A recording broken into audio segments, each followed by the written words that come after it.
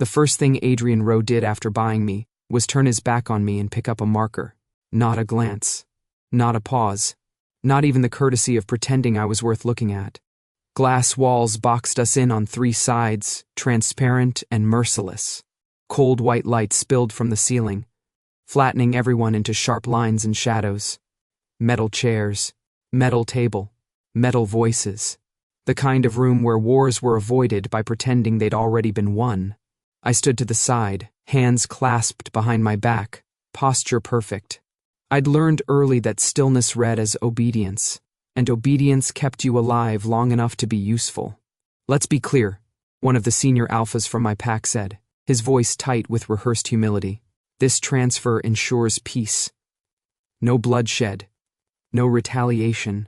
He didn't say sail. No one ever did. Adrian Rowe uncapped the marker with a soft click.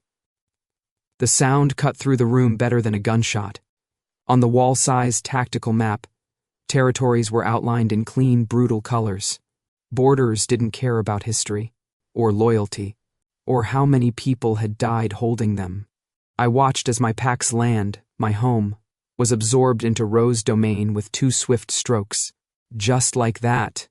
And, "The Omega?" another alpha asked, too casually. "The tactician? That would be me. Bonus item. Complimentary edition." I waited for it then. The shift. The appraisal. The weight of an alpha's gaze sliding over my throat, my wrists. The invisible math of ownership already ticking behind his eyes. Adrian didn't turn. "He's included," my former alpha said. "No additional cost." I almost laughed. Almost. Instead, I focused on my breathing. In through the nose. Out through the mouth. Control was a habit. Panic was a luxury. If this story caught you, subscribe. More are waiting. "Fine," Adrian said. One word. Flat. Final. No counteroffer. No hesitation. The marker moved again. I frowned before I could stop myself. He didn't place my marker on the resource line. Not with supply routes, not with assets, not even tucked into the corner where omegas usually got quietly forgotten. He placed it beside his own. A small red circle. Close. Intentional. The room went still. "That's unconventional," someone muttered. Adrian finally spoke again, still facing the map. "He's not a resource." I felt it then. A sharp, disorienting crack in my expectations. One of the older alphas scoffed. "He's an omega." The marker paused. "So am I," Adrian replied calmly, and for the first time he turned. His eyes were steel gray, sharp without being loud, not cruel, not kind, assessing, but not consuming. When they landed on me, it wasn't my body he catalogued. It was my posture, my silence. The fact that I hadn't spoken once. "You're Cal," he said. Not a question. "Yes." "Good." That was it. No commentary. No warning. No claim. The deal wrapped up quickly after that. Signatures. Digital seals. The soft hum of a contract locking into place. I was officially no longer mine. As the others filed out, my former alpha didn't look at me. Coward. Or mercy. I wasn't sure which hurt more. I remained where I was, waiting for instructions, waiting for the inevitable correction, the moment when Adrian Rowe would remember what he'd bought. He didn't move closer, didn't reach for my arm, didn't test my scent, didn't do anything an alpha was supposed to do. Instead, he recapped the marker and gestured to the map. "Stand there," he said, pointing, not at the wall, but beside him. I hesitated. That earned me a brief glance. Not sharp, not impatient. "Unless you'd prefer the door," he added. Something in my chest shifted. Not relief, not fear. Choice. I stepped forward. As I took my place next to him, I realized something that made my pulse stumble. He hadn't bought my body. He'd bought my position. And for the first time in my life, I wasn't being measured by what I could give in a bed, but by where I stood on a map. The headquarters didn't look like a place where omegas were kept. That was the first problem. No velvet. No muted lighting. No subtle cages disguised as comfort. ADRIAN ROWE's base was all clean lines and brutal practicality, concrete floors. Matte steel walls, wide corridors built for people who moved with purpose. The air smelled faintly of oil and disinfectant, not pheromones or dominance. I kept waiting for the moment the illusion would crack. It didn't. "Follow," Adrian said, already walking. "Not come here, not stay close. Just follow." Like I had legs and a brain to use them. I did. We passed clusters of his pack, alphas mostly, a few betas, who slowed as we went by. Conversations dipped. Eyes tracked me with open curiosity, some with irritation. I cataloged reactions out of habit. Who flinched? Who stared too long? Who looked away? The lieutenant was easy to spot. Broad shoulders, scar along his jaw, the kind of alpha who wore his authority like a challenge. "That him?" he asked, not bothering to lower his voice. "Yes," Adrian said. The lieutenant's gaze slid over me, pausing at my throat. "Doesn't look worth the trouble." I smiled politely. Inside, I filed him under problem later. Adrian stopped at a junction where the corridor split in two. One path led deeper into what I assumed were private quarters. The other was marked with soft-lit panels and glass walls, screens, maps, data feeds flickering beyond them. He turned right. I blinked. "This is the analytics wing," the lieutenant said, frowning. "Sir," Adrian didn't slow. "He works." The lieutenant stared at my back as if I'd grown a second head. Inside, the room opened into a wide, tiered space. Tables embedded with holographic projectors. Wall-length displays showing territory overlays, movement logs, probability spreads. It felt alive, like a place where decisions happened. Adrian finally turned to face me fully. "Rules," he said. "There are 3. I straightened, every instinct bracing for impact. 1. No one touches you without consent. His gaze flicked briefly to the lieutenant. "That includes me." The lieutenant's jaw tightened. 2. You're not assigned to sleeping quarters. You're assigned here. He gestured around us. "You'll have access to all relevant data." I waited for the catch. 3. Adrian continued. "You speak when you see something." Silence followed. "That's it?" I asked before I could stop myself. His mouth twitched. "Barely. That's it." The lieutenant found his voice. "Sir, he's an Omega." "I'm aware," Adrian said calmly. "And he's a tactician." I exhaled slowly, the tension in my shoulders loosening despite myself. I'd been expecting a leash. Instead, I'd been handed a desk. As Adrian turned to leave, he paused. "If you want out," he added, "say so. I won't keep what doesn't choose to stay." Then he was gone. The lieutenant lingered, studying me like a structural weakness. "You mess this up," he said quietly, "and it'll be on you." I met his stare, my smile sharper this time. "I've been messing things up beautifully my whole life." He snorted despite himself and walked away. I looked around the room, the screens, the data, the quiet hum of power. No cage, no bed, just work. For the first time since the contract sealed, I let myself breathe. If this was ownership, it came without instructions, and that made it dangerous, in the best possible way. The city at night looked like a body that never quite finished healing. From the roof of the transport, I watched broken streetlights blink in. Uneven rhythms, their glow reflecting off wet asphalt and rusted metal. Industrial zones slumped against the skyline, half-abandoned warehouses. Collapsed fences, old loading docks repurposed as ambush points. Perfect terrain for a raid. Perfect place to die quietly. No one had asked my opinion. I sat strapped in beside a crate of equipment, officially present, unofficially decorative. The lieutenant stood near the open ramp, checking weapons. He didn't look at me once. The others spoke in clipped phrases, their voices steady, practiced. This wasn't their first night run. It was mine. 2-minute drop, someone called. My heart rate spiked, sharp and fast. Not fear, focus. I pulled up the projected route on my wrist screen, tracing it with my eyes. Primary approach through the southern alley. Extraction north, cutting across the rail yard. Something nagged at me. I zoomed in. "Hold," I said. No one reacted. I cleared my throat. Louder. "Hold." The southern alley funnels into a dead zone. The lieutenant finally turned. "We've run this route before, not with the current patrol rotation," I said, fingers already moving.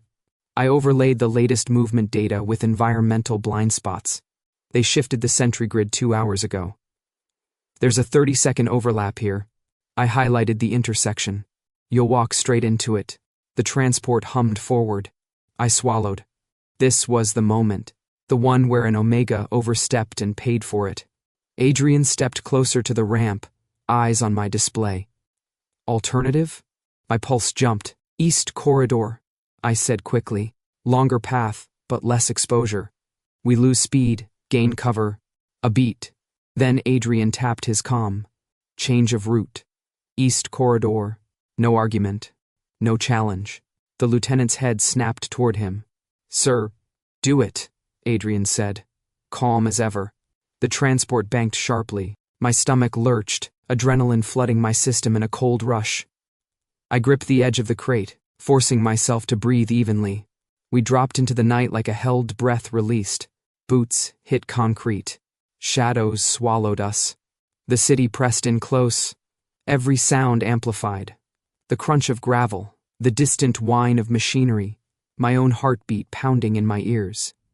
We moved fast. Too fast to think, just fast enough to trust. 30 seconds later, gunfire erupted where we would have been. Muffled shouts. Chaos. The lieutenant shot me a look. Sharp, startled. We slipped past unseen. The raid itself blurred into motion and instinct. Doors breached. Data secured. No casualties. Clean. On extraction as we cut through the rail yard I felt it. The shift. The subtle recalibration of how they looked at me. Not friendly. Not yet. But aware. Back at the transport, adrenaline still buzzing through my veins, I caught my reflection in the darkened window. Eyes bright. Hands steady. Adrian stood beside me. "Good call," he said. 2 words. No praise. No spectacle. They landed heavier than applause. I nodded, unable to stop the small, shaky exhale that escaped me. I almost didn't say anything. His gaze flicked to mine. "Why?" "Because I'm new," I admitted. "Because the first... me..." A corner of his mouth curved. Barely. "Next time, don't hesitate." He turned away, already issuing orders. I stayed where I was, the night air cooling the heat in my skin. I hadn't just survived my first operation, I'd changed the map. And for the first time, someone had trusted my mind over my label. The fear lingered, coiled and quiet. But beneath it, something steadier. Respect. If the command room had a temperature setting, it would have been hostile. Holographic maps hovered over the central table, layers of data scrolling in sharp, unforgiving light. Routes, timings, probability curves. The air buzzed with low voices and barely restrained irritation. I stood at the edge of the table again. Not because anyone told me to, because it was where people expected me to be. "Luck," someone said. I didn't look up. "Say it," the lieutenant added, arms crossed. "We got lucky last night." I tilted my head, considering how many ways I could respond without getting thrown out of the room. Or worse, ignored. "It wasn't luck," I said finally. "It was math." A few heads turned. Not all of them friendly. "Omegas don't do this," another alpha muttered. "They follow, and alphas don't make mistakes," my inner voice supplied sweetly. "Except when they do." Loudly. I stepped forward before I could talk myself out of it. The room quieted. "This is the patrol rotation from the last 40 to 8 hours, I said, pulling the data up with a flick of my wrist. "This is the environmental shift after last night's rain. And this," I overlaid a third layer, red line slicing through the map, "is where you would have lost 2 people if we'd stayed on the original route." Someone scoffed. "Hypotheticals? Corpses are hypothetical until they're not," I replied. Calm. Even. My pulse hammered anyway. I could feel the tension building, thick and electric. Alphas bristled when their competence was questioned, especially by someone who wasn't supposed to have a voice. "Enough!" the lieutenant snapped. "You're overstepping." I looked at Adrian. He hadn't spoken yet. Hadn't moved. Just watched the data shift, his eyes following the projections with quiet focus. "Let him finish," Adrian said. 2 words. Room silenced. I swallowed and kept going. "I'm not here to replace anyone. I'm here to prevent blind spots. You have strength, experience. I have pattern recognition and paranoia." A few snorts of laughter. I let them have it. "Call it omega instinct if that helps you sleep," I added. "I call it surviving." Adrian's gaze flicked to me, something unreadable passing through it. "And next time?" someone challenged. "Next time," Adrian said before I could answer. "Cal speaks when he sees something." The lieutenant's jaw tightened. "Sir, that's an order." Silence crashed down like a held breath released. I resisted the urge to grin. Barely. The meeting wrapped up quickly after that. People dispersed in tight clusters. Conversations low and pointed. I stayed where I was, pretending to review data, while my heart slowly found its rhythm again. Adrian approached, hands clasped behind his back. "You don't pull punches," he observed. "No," I said. "I pull people out of them." That earned me a huff of something dangerously close to amusement. "Continue," he added, already turning away. "Your logic holds." I watched him go, warmth spreading through my chest that had nothing to do with pheromones. As the room emptied, I leaned against the table and exhaled. Omegas didn't do this. Good thing I wasn't here to be what they expected. I was here to be right. The safe room was too small for the number of people breathing inside it. Metal walls, 1 door, no windows. The kind of place designed to hold pressure until it broke. We'd cleared the zone, but the night still clung to us. Sweat-soaked clothes, gun oil, ozone from discharged tech. Adrenaline thickened the air, sharp and electric. And beneath it all, scent. Alpha dominance layered over exertion. Heat, without intent. Control stretched tight like a wire. I felt it immediately. My omega instincts stirred, alert and unwanted, cataloging distances and vectors like a second tactical overlay. I shifted my weight, subtly increasing the space between myself and the nearest body. Adrian stood across the room, one hand braced against the wall. Bowed slightly as he listened to reports coming through his comm. His presence was contained, not muted, controlled, like a storm held behind glass. He didn't look at me, didn't step closer, didn't let his scent roll. The door sealed with a heavy clang. The room shrank. Someone laughed quietly, tension bleeding off. Another alpha tugged off his gloves, the movement casual but his scent flaring with residual aggression. My pulse jumped despite myself. Adrian straightened. "Air circulation," he said into the comm. "Now." The vent system kicked on seconds later, cool air slicing through the thick atmosphere. Relief hit me hard enough to make my knees weak. I hadn't asked. He'd noticed anyway. I focused on the floor, grounding myself in the cold beneath my boots. "Get a grip," I told my instincts. "This isn't that kind of room." Across from me, Adrian finished his report and finally lifted his head. His eyes met mine, steady, assessing. "Are you all right?" he asked. No edge, no challenge. "Yes," I said, surprised to find it was true. He nodded once and moved, not toward me, but past, increasing the distance instead of closing it, a deliberate choice. I felt it like a shift in gravity. The message was clear. "You're safe." It unsettled me more than any threat could have. Because I was used to being managed, used to being leveraged when instincts ran high, used to alphas who took proximity as permission. Adrian did the opposite. When the door finally opened and we filtered out into the night air, my lungs filled with something close to relief. The city smelled damp and alive, grounding. I lingered, staring at the skyline, letting the last of the adrenaline drain from my system. "You handled yourself well in there," Adrian said behind me. I glanced back. "You mean by not panicking or by not biting anyone?" His mouth twitched.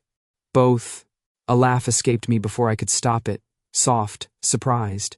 He watched me for a moment longer than necessary, then looked away. Rest. We move again at dawn. As he walked off, I realized my hands were shaking, not from fear, from the slow, terrifying realization that for the first time in my life, my instincts weren't being exploited. They were being respected, and that bred something far more dangerous than desire. Trust. I stood there until the night air cooled the heat under my skin, acutely aware of the line he hadn't crossed, and how safe that made me feel. Too safe. The analytics room never slept. Even at 3 a.m, the screens glowed softly, layers of data pulsing like a living thing, routes updated in real time. Patrol patterns shifted. Probability models recalculated themselves with quiet insistence. I liked it here. Numbers didn't lie unless you taught them how. Tonight, they were screaming. I leaned over the central table, rubbing my eyes, then forced myself to look again. The same anomaly, 3rd time in a week. A patrol rerouted just minutes before an ambush. A supply cache moved hours before we hit it. Always just enough to avoid disaster, always just enough to cost us ground. Too precise to be coincidence. Too careful to be incompetence. I pulled up the access logs, fingers flying. Internal permissions only, high clearance. Someone who knew our rhythms. Someone who knew me. No, I murmured, shaking my head. That's not possible. The name blinked back at me anyway. My brother. The room seemed to tilt. I closed the file, reopened it, cross-checked timestamps, ran a secondary verification. 3rd, 4th. Each time, the same result. I laughed softly, the sound brittle. You've got the wrong guy. Because my brother was the one who taught me how to read maps, how to see the flow beneath the surface. He was the one who told me brains mattered more than teeth. We survive by thinking, he'd said, tapping my forehead with 2 fingers. When we were kids, huddled over stolen grid paper and contraband snacks, the memory hit me hard. We'd been 13. The pack compound smelled like oil and rain. He'd smiled at me like the world wasn't already sharpening its knives. I shoved the memory away. People did desperate things. Data glitched. Systems failed. Brothers didn't sell each other out. I traced the data deeper, following the trail like a wound that refused to close. Encrypted pings, third-party relays, a shadow network piggybacking on ours, a 3rd clan. My stomach clenched. It made sense, too much sense. The timing, the near misses, the way my former pack had folded without a fight, sold to avoid war. I'd believed that, because believing it hurt less than the alternative. I sank into a chair, the metal cold against my back, and stared at the ceiling. My chest ached, each breath shallow and sharp. You're overthinking, I told myself. You always do. But the data didn't care about my feelings. Footsteps sounded behind me. I didn't turn. I was wondering when you'd see it, Adrian said quietly. My hands curled into fists. You knew, I said. Not a question. My voice sounded distant, like it belonged to someone else. Yes. I closed my eyes. For a moment, I let myself hate him for that. For not stopping me sooner. For letting me walk into this with my eyes open and my heart exposed. When? I asked. Before the sale, he replied. After, I laughed again, the sound raw. Of course you did. Silence stretched between us, heavy with things unsaid. I didn't want it to be him, I admitted finally. I kept telling myself there was another explanation. There usually is, Adrian said. We just don't like it. I looked at him then, really looked. His expression was unreadable, but his posture was careful. As if he knew how fragile this was. He taught me how to think, I whispered. Everything I am, I learned from him, and that's why he could predict you, Adrian said gently. And why you can predict him? The truth settled like a blade. I turned back to the screens, wiping my eyes with the heel of my hand. I need more proof. You'll have it, Adrian said. When you're ready. He left without another word. I stayed, staring at the data until the numbers blurred. Denial was easy. Letting it go was not. And somewhere in the shadow of all those glowing screens, the brother I thought I knew watched me from the other side of the map. Adrian's office didn't look like a throne room. No trophies, no weapons on the walls, just a wide desk of dark composite material, a single map display embedded into its surface, and floor-to-ceiling windows overlooking the city. Night pressed against the glass, the lights below distant and impersonal.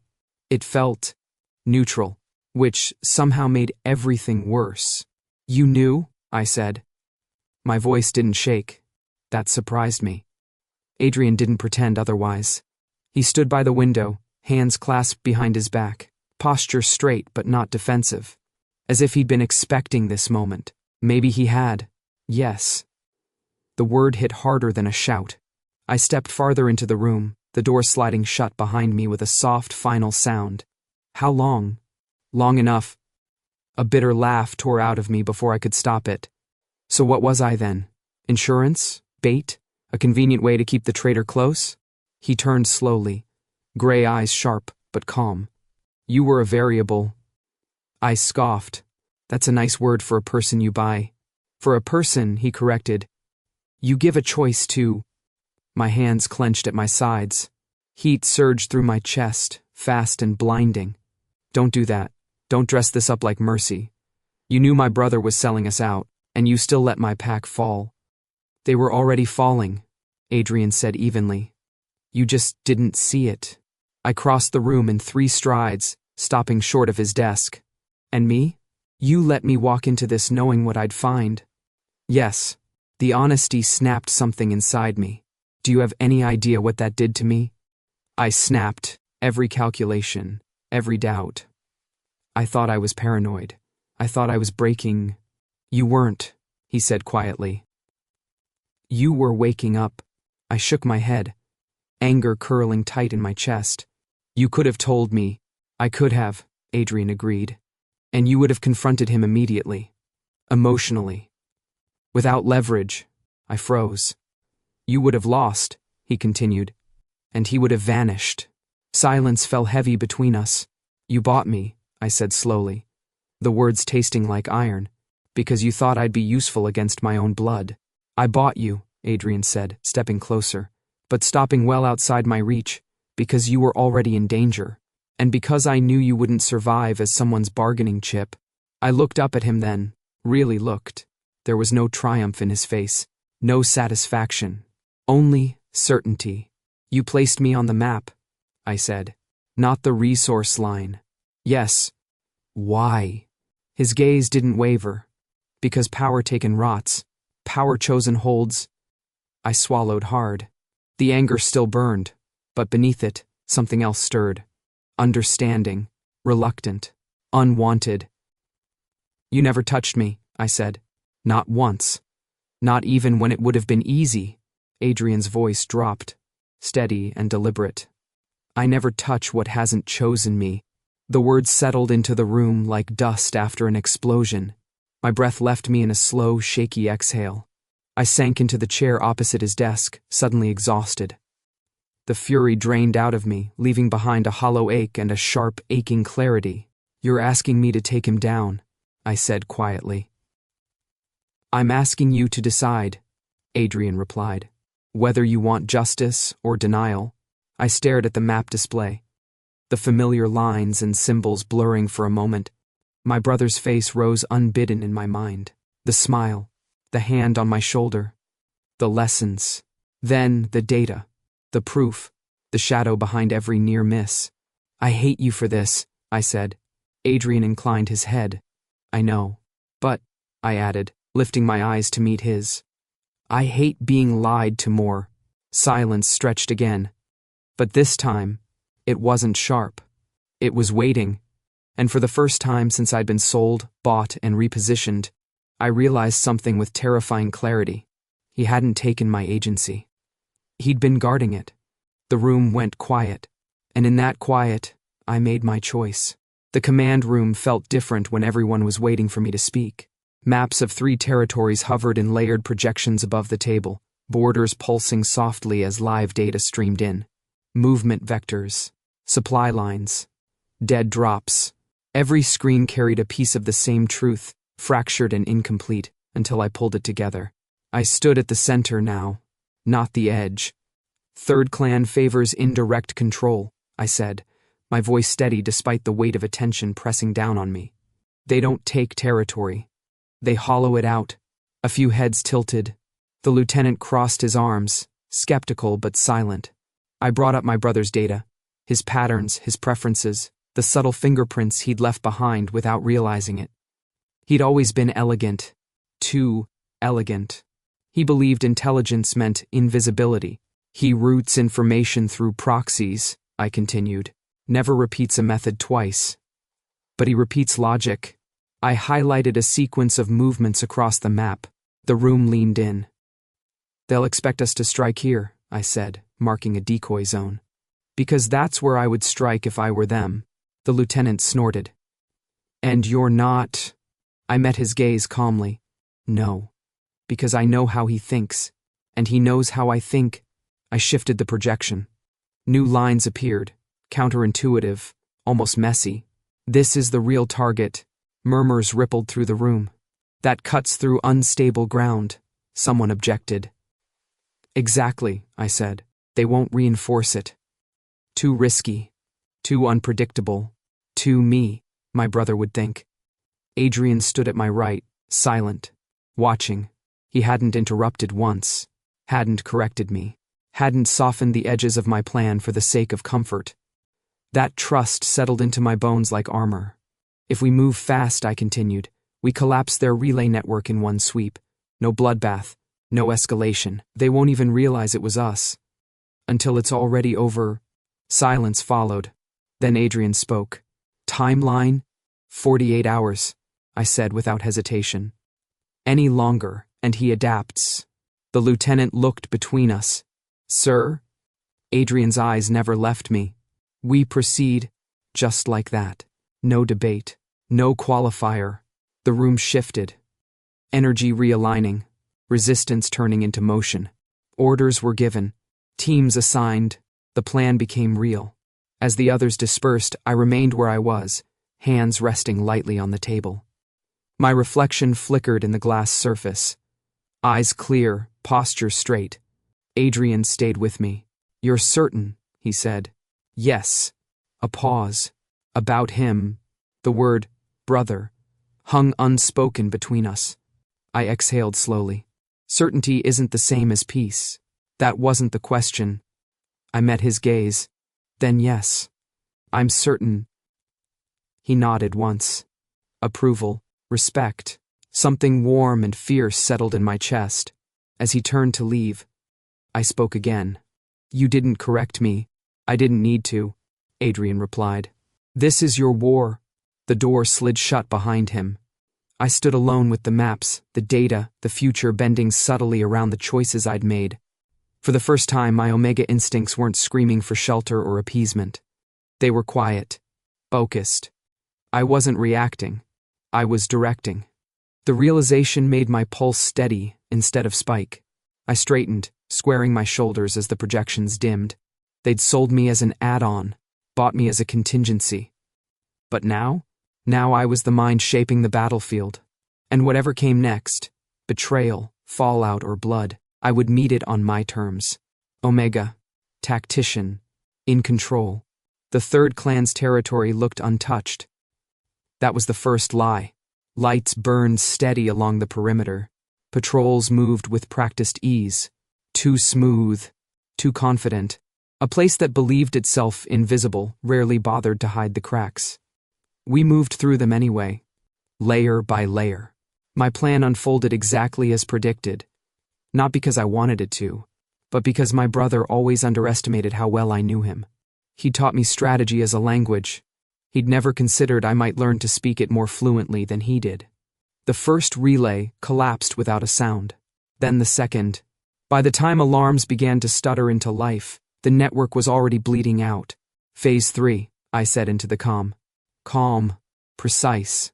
Now, teams split, shadows scattered. The trap closed. I peeled off alone. Adrian didn't stop me. He knew better. The inner facility smelled familiar. Ozone, metal, Old dust.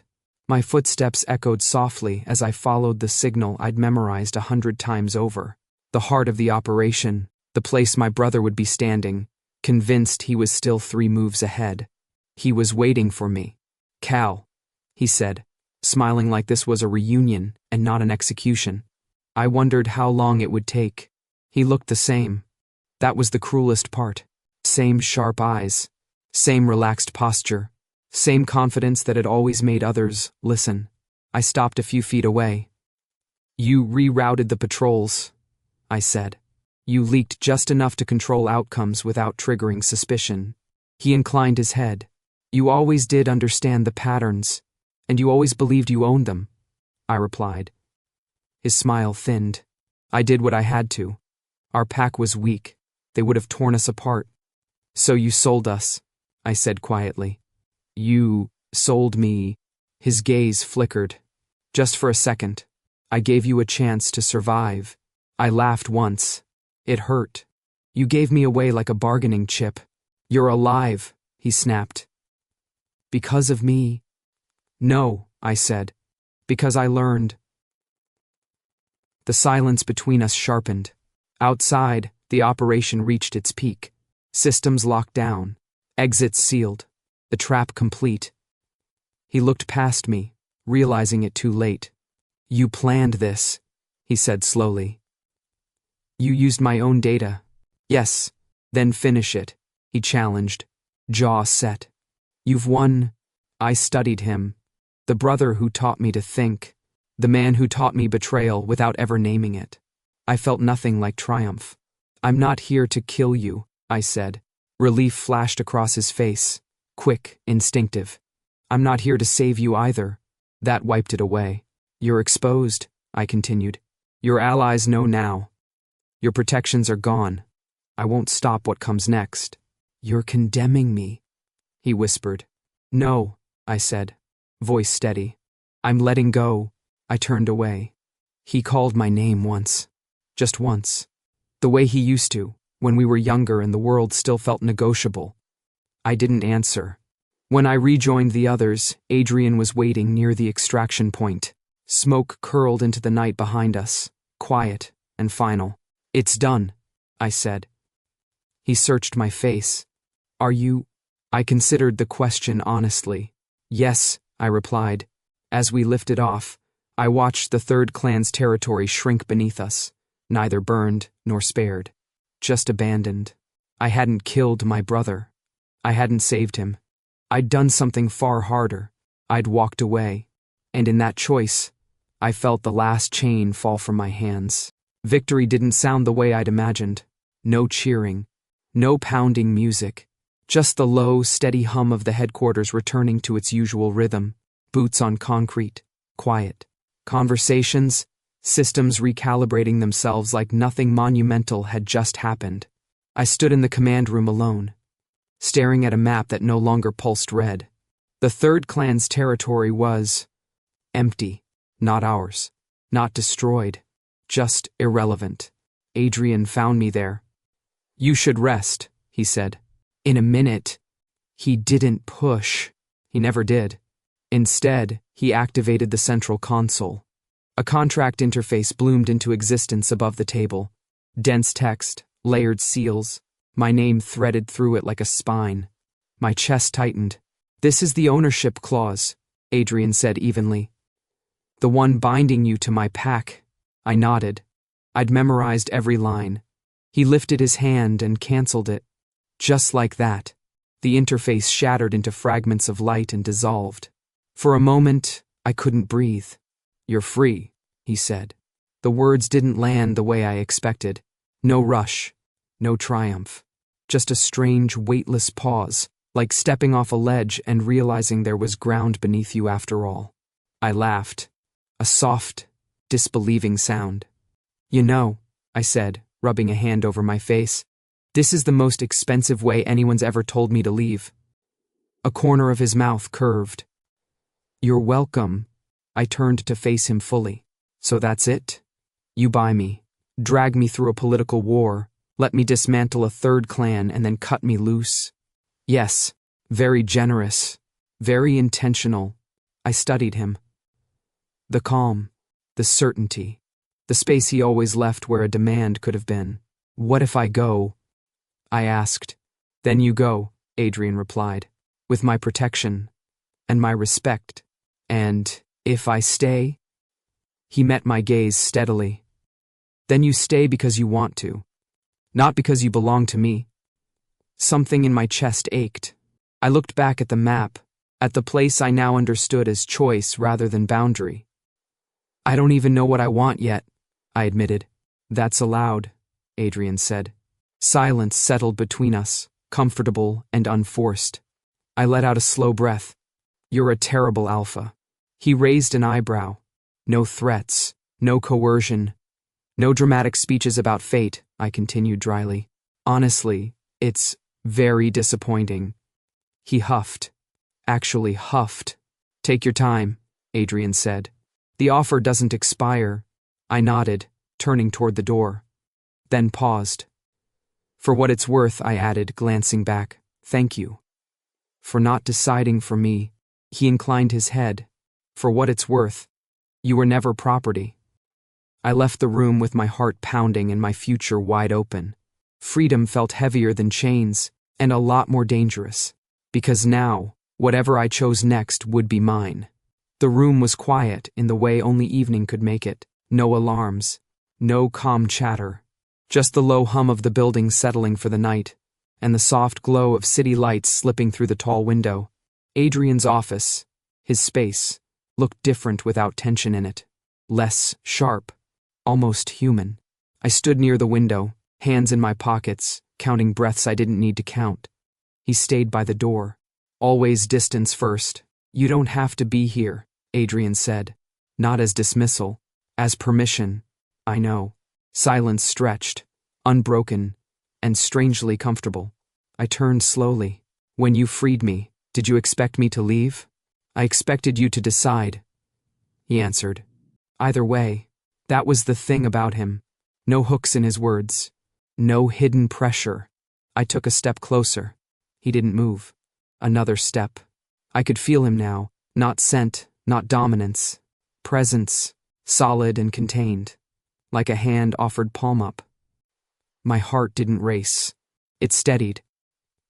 I've spent my whole life being handled, I said quietly.